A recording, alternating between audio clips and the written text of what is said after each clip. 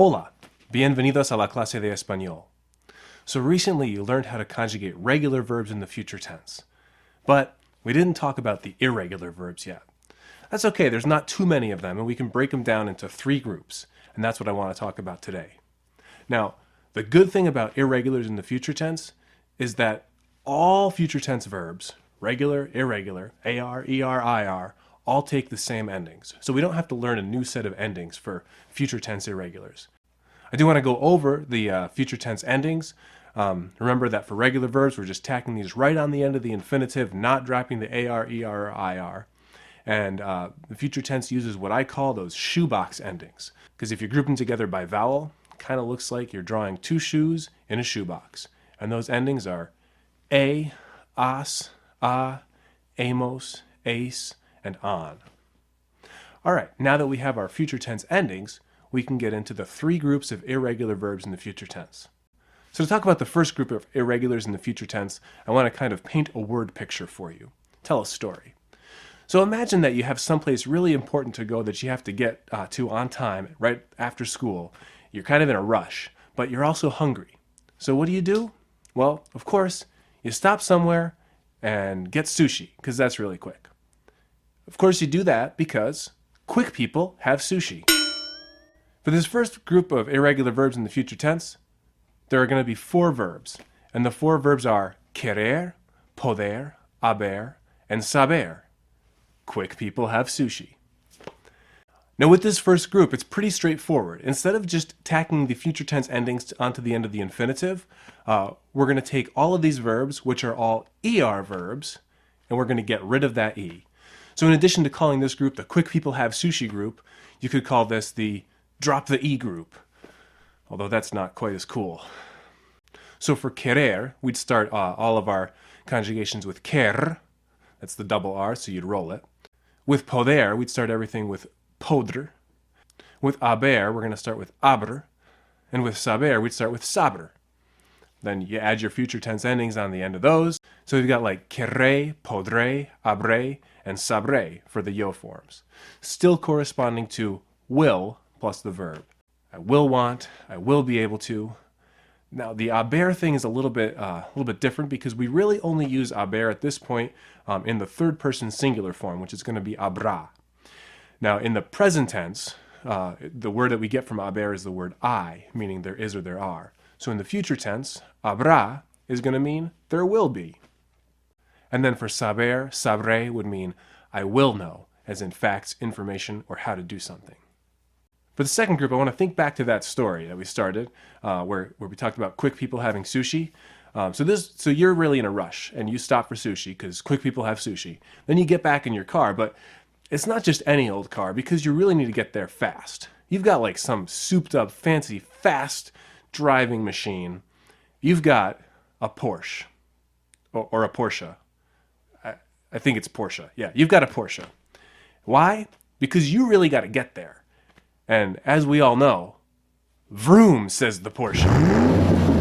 So for this second group, we're going to remember the Vroom, says the Porsche, because we have four verbs in this group as well. And those verbs are venir, salir, tener, and poner. Vroom, says the Porsche. So you're in a rush, you get in your Porsche, and what's the first thing you do? Well, the first thing you do is you turn the car on. But after you turn the car on, what do you do next? And you do the same thing in any car, as long as it's not a manual transmission. That's right, you put it in D.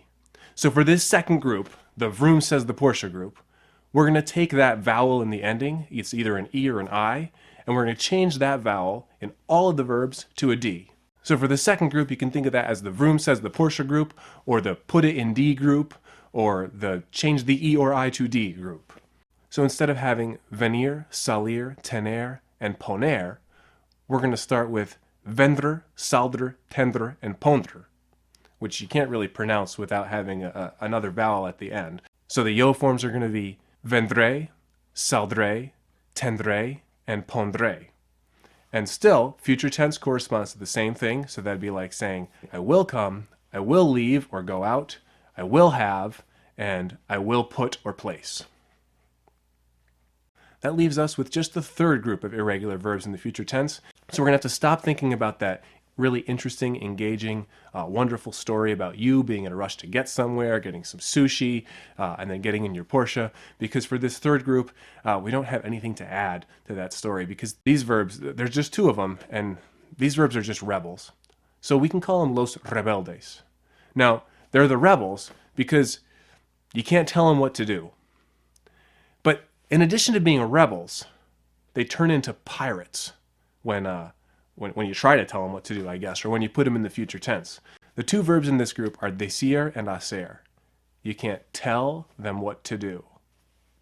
And they become the pirates, or los piratas, when you put them in the future tense, because instead of starting with something that's based on the infinitive minus one vowel, they just say dir, which is kind of piratey, and ar, which is super piratey. So for the verb decir, the future tense yo form is going to be diré. And for the verb hacer, it's going to be haré, dir and ar. Future tense corresponds to saying will plus verb. So diré would mean I will say or I will tell, and haré, I will do or I will make. To show you a little bit of the future tense in action, I want to cut to ¿Qué harás con tu futuro? What will you do with your future? A little segment in which someone talks about what he will do with his future. Enjoy!